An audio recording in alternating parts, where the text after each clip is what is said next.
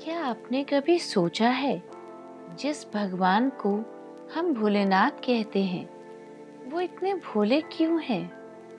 क्यों वो अपने लिए कभी कुछ नहीं मांगते? क्यों वो दूसरों के दुख को अपना बना लेते हैं? आज हम आपको सुनाने जा रहे हैं नीलकंठ बनने की वो अमर कथा, जो सिर्फ एक पौराणिक घटना नहीं बल्कि त्याग, करुणा और समर्पण का सबसे बड़ा उदाहरण है। बहुत समय पहले की बात है। देवता और असुर दोनों ही शक्तिहीन हो चुके थे। देवताओं से उनका तेज छिन गया था और असुरों का अहंकार बढ़ता जा रहा था।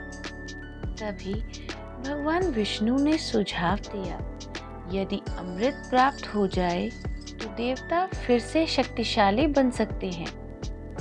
लेकिन अमृत था समुद्र के भीतर। समुद्र मंथन के लिए मंदराचल पर्वत को मथाने और वासुकी नाग को रस्सी बनाया गया। देवता एक ओर और असुर दूसरी ओर। समुद्र मंथन प्रारंभ हुआ। लहरें उठने लगी, आकाश कांपने लगा। मंथन के दौरान सबसे पहले जो निकला वो था हलाहल विष। इतना भयंकर विष कि उसकी एक बूंद से पूरा संसार नष्ट हो सकता था। विष की आग से तीनों लोग जलने लगे। देवता भयभीत, ऋषि मुनि व्याकुल, पृथ्वी कराहने लगी। देवता दौड़े दौड़े भगवान विष्णु के पास पहुंचे, लेकिन विष्णु बोले, इस विष को मैं नहीं, केवल वो ही धारण कर सकता है जो सबसे बड़ा त्यागी है, महादेव। सभी देवता ऋषि मुनि कैलाश पर्वत पहुंचे, जहां योगी रूप में ध्यान मग्न प्रभु भगवान शिव जी बैठे थे। देवताओं ने रोते हुए कहा, प्रभु, संसार संकट में है। हलाहल विष सबको नष्ट कर देगा। महादेव ने आंखें खोली। उनकी दृष्टि में क्रोध नहीं था, डर नहीं था, सिर्फ करुणा थी। उन्होंने कहा, यदि मेरे त्याग से संसार बच सकता है तो यह सौदा मुझे स्वीकार है।